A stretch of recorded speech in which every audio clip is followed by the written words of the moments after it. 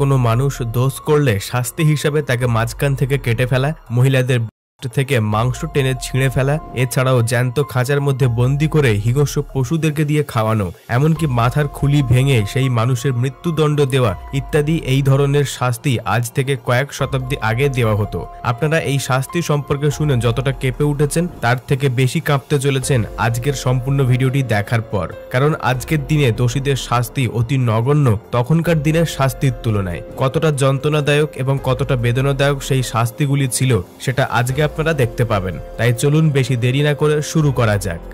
The নি splitter এই হাতিয়ারটি স্পেনে ব্যবহার করা হতো। এই হাতিয়ারটিকে দেখে আপনারা নিশ্চয়ই বুঝতে পেরেছেন যে এটি কতটা ভয়ঙ্কর হতে পারে। এই হাতিয়ারটিকে স্প্লিটার নাম দেওয়া হয়েছিল। কোনো অপরাধীকে শাস্তি দেওয়ার জন্য প্রথমে তার পায়ের হাঁটুর অংশ পর্যন্ত ঢুকিয়ে দেওয়া হতো। তারপর এই যন্ত্রটিকে ধীরে ধীরে চাপ দিয়ে সেই দোষীর হাঁটু ভেঙে দেওয়া হতো। এই যন্ত্রের সাহায্যে কোনো মানুষের প্রাণ তো যেত না, কিন্তু সেই ব্যক্তির বা দোষীর হাঁটু সারা জীবনের মতো অকেজো হয়ে যেত, অর্থাৎ দাঁড়িয়ে চলার মতো ক্ষমতা সারা জীবনের মতো হারিয়ে ফেলত। কখনো কখনো এই যন্ত্রের ব্যবহার হাঁটু ছাড়াও হাতের কুনুইয়ে ব্যবহার করা হতো। ইমপ্লিমেন্ট 1500 শতকের রাজকুমার উইলার্ড খুবই নির্দয় ছিল বলে জানা গেছে। তার এই নির্দয়তার কারণে তাকে লোকজন ড্রাকুলা বলেও ডাকত।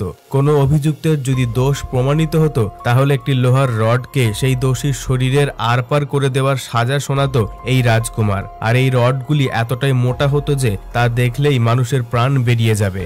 যে ব্যক্তিকে শাস্তি শোনানো হতো তাকে সেই সূচালো রডের উপর বসার জন্য বাধ্য করা হতো এবং সেই রডটি আস্তে আস্তে সেই ব্যক্তির শরীর ছেদ করে ভিতরে ঢুকে যেত এবং অভিযুক্তকে এমন ভাবে সেই রডের উপর বসানো হতো যাতে করে সেই রডটি তার শরীরের আরপার করতে অনেক বেশি সময় লাগে এবং সেই ব্যক্তির যন্ত্রণার কোনো সীমানা না থাকে। এবং 3 থেকে 4 দিন এই অসহ্য যন্ত্রণা সহ্য করার পর শেষমেশ সেই অভিযুক্তের মৃত্যু ঘনিয়ে আসত। বলা হয়ে থাকে যে উইলার্ড তার রাজত্বকালে 2 থেকে 3 লাখ মানুষকে এই শাস্তি দিয়ে প্রাণে হত্যা করেছিল। উইলার্ড এতটাই নির্দয় ছিল যে সে এগুলিকে নিজের মনোরঞ্জন হিসাবে দেখত। Coffin torture. বন্ধুরা, মধ্যযুগে এই কফিন টর্চার খুবই জনপ্রিয় হয়ে উঠেছিল। আপনারা হয়তো কোনো হলিউড সিনেমাতে এই রকম ধরনের শাস্তি বা সাজা দেখে থাকবেন। এখানে এই যে খাঁচাটি আপনারা দেখতে পাচ্ছেন, এই খাঁচার মধ্যে দোষীকে সর্বপ্রথমে বন্দী করা হতো যাতে সেই দোষী তার নিজের জায়গা থেকে সরে না যায়। তারপর সেই খাঁচাটিকে একটি গাছের সঙ্গে ঝুলিয়ে দেওয়া হতো। তারপর সেই দোষী ক্ষুধা তৃষ্ণা নিয়ে সেই খাঁচার মধ্যে বন্দী অবস্থায় গাছের মধ্যে ঝুলতে থাকতো। তারপর কোনো বন্য হিংস্র জন্তু বা কোনো হিংস্র পাখি এসে তাদের ছিঁড়ে ছিঁড়ে খেত। তবে দর্শকদের কাছে এই শাস্তি আরো ভয়ঙ্কর করে তোলার জন্য সেই খাঁচায় বন্দী থাকা মানুষকে বড় বড় পাথর ছুঁড়ে আঘাত করা হতো। The rake. বন্ধুরা, এই শাস্তি দেওয়ার যন্ত্রণাটা ঠিক এই রকম দেখতে হয়, যাকে হাড় ভাঙা যন্ত্রণা বলা হয়ে থাকে। মধ্যযুগে এই অত্যাচারকে সব থেকে ভয়ঙ্কর এবং যন্ত্রণাদায়ক শাস্তি বলে জানা যেত। এই হাড় ভাঙা যন্ত্রটি একটি কাঠের দ্বারা তৈরি, যার 2 প্রান্তে 2টি স্ট্যাম্প থাকতো, যেটিকে একটি লিভারের সাহায্যে উপরে ওঠানো যেত। এই লিভার 2 পাশেই থাকতো। সেই কাঠের মধ্যে সূচালো পেরেকও থাকতো। শাস্তি দেওয়ার সময় কোনো দোষীকে সর্বপ্রথম সেখানে বাঁধা হতো। তারপর 2 দিকে যে কোনো একটি লিভার টেনে সেই পাটাতনকে উপরে ওঠানো হতো, যার পর ধীরে ধীরে ওই কাঠের মধ্যে বন্দী থাকা মানুষটির হাড় মড়মড় শব্দ করে ভেঙে যেত, যার ফলে সেই দোষীর ভীষণ যন্ত্রণাদায়ক মৃত্যু হতো। The breaking wheel. বন্ধুরা, এই ব্রেকিং হুইলকে ক্যাথরিং হুইল নামেও জানা যায়। এই হুইলের মাধ্যমে দেওয়া শাস্তির ফলে সেই দোষীরা কখনোই বাঁচত না, কিন্তু মৃত্যুর আগে তাদের এতটাই কঠোর শাস্তি এবং নির্যাতন করা হতো যে তাদের সেই করুণ অবস্থা সেখানে দেখতে থাকা মানুষরা ভয়ে কেঁপে উঠত। প্রথমে দোষীকে সেই হুইলের মধ্যে মেরে দেওয়া হতো, তারপর সেই দোষীর উপরে ততক্ষণ পর্যন্ত হাতুড়ি দিয়ে মারা হতো যতক্ষণ না তার শরীরের প্রত্যেকটি হাড় ভেঙে যাচ্ছে, যার পর সেই মরণাপন্ন অবস্থায় তাদের ছেড়ে দেওয়া হতো মৃত্যুর জন্য। কখনো কখনো সেই হুইলে বাঁধা অবস্থায় দোষীকে উঁচু স্থানে ঝুলিয়ে রাখা হতো, যাতে আকাশে উঠতে থাকা হিংস্র বা শিকারী পাখিরা এসে জ্যান্ত থাকা অবস্থায় তার মাংস ছিঁড়ে খেতে পায়। এই রকম বলা হয়েছে যে যদি কোনো দোষীর উপরে দয়া হয়ে যেত তাহলে তার শরীরের অন্যান্য জায়গায় না মেরে তার ছাতি এবং পেটের উপরে মারা হতো, কিন্তু কোনো অবস্থাতেই তাকে জীবিত ছাড়া হতো না। The Ripper. বন্ধুরা, এই অত্যাচার বা শাস্তি শুধুমাত্র মহিলাদের দেওয়া হতো। যদি কোনো মহিলা কোনো পুরুষের সঙ্গে অবৈধ সম্পর্ক রাখে এবং তারা যদি ধরা পড়ে যায় তাহলে সেই মহিলাকে এই শাস্তি দেওয়া হতো। এই রিপারটিকে মহিলার ব্রেস্টের সঙ্গে লাগিয়ে জোরে টিপে দেওয়া হতো। শুধু তাই নয় বন্ধুরা, সর্বপ্রথম এই যন্ত্রটিকে আগুনের মধ্যে তাতানো হতো বা গরম করা হতো। তারপর সেই দোষী বা মহিলাদের ব্রেস্টের মধ্যে ঠেকিয়ে সর্বপ্রথমে যন্ত্রণা দেওয়া হতো এবং সর্বশেষ সেই আংটার দ্বারা চেপে ধরে বুকের কিছু অংশ ছিঁড়ে নেওয়া হতো। এই সাজার পর বেশিরভাগ মহিলারই মৃত্যু হয়ে যেত, কিন্তু যারা বেঁচে যেত তাদের অবস্থা এতটাই শোচনীয় হয়ে যেত যে তারা বেঁচে থাকতে আর চাইতো না। টর্চার। বন্ধুরা, এই ধরনের শাস্তি এতটাই ভয়ঙ্কর ছিল যে যার দৃশ্য দেখলেই আপনাদের বুক পর্যন্ত কেঁপে উঠবে। প্রথমে দোষীকে উলঙ্গ করে উল্টোভাবে ঝুলিয়ে দেওয়া হতো, যার ফলে সেই দোষীর ব্রেনে ব্লাড সার্কুলেশন ভালোভাবে চলতে থাকে। তারপর কিছু পর থেকেই শুরু হতো ভয়ঙ্কর মৃত্যুলীলা।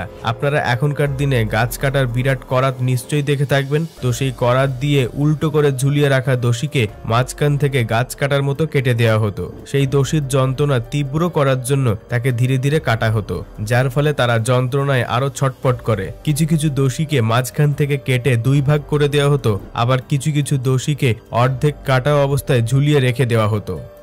জুডাস ক্রেল। ইহুদি ক্রেডেল নামক যন্ত্রটি দেখে খুবই কম কষ্টদায়ক শাস্তির যন্ত্র হিসাবে মনে করা হয়, কিন্তু মানুষের এই ধারণা ভুল। এটি খুবই কষ্টদায়ক এবং মারাত্মক নির্যাতন ও ভয়ঙ্কর হত্যা যন্ত্র ছিল। যখন কোনো দোষীকে শাস্তি দেওয়া হতো তখন তাকে সম্পূর্ণ উলঙ্গ করে তার উপরে বসিয়ে দেওয়া হতো। এই ভয়ঙ্কর শাস্তি খুবই যন্ত্রণাদায়ক হতো। প্রথমত দোষীকে 3 দিক থেকে শক্তভাবে বাঁধা হতো, তারপর তাকে উলঙ্গ অবস্থায় এই ইহুদি ক্রেডেল নামক যন্ত্রের উপর বসিয়ে দেওয়া হতো। তারপর হুকুম অনুসারে পায়ে বেঁধে থাকা দড়ি নিচের দিকে টেনে দেওয়া হতো।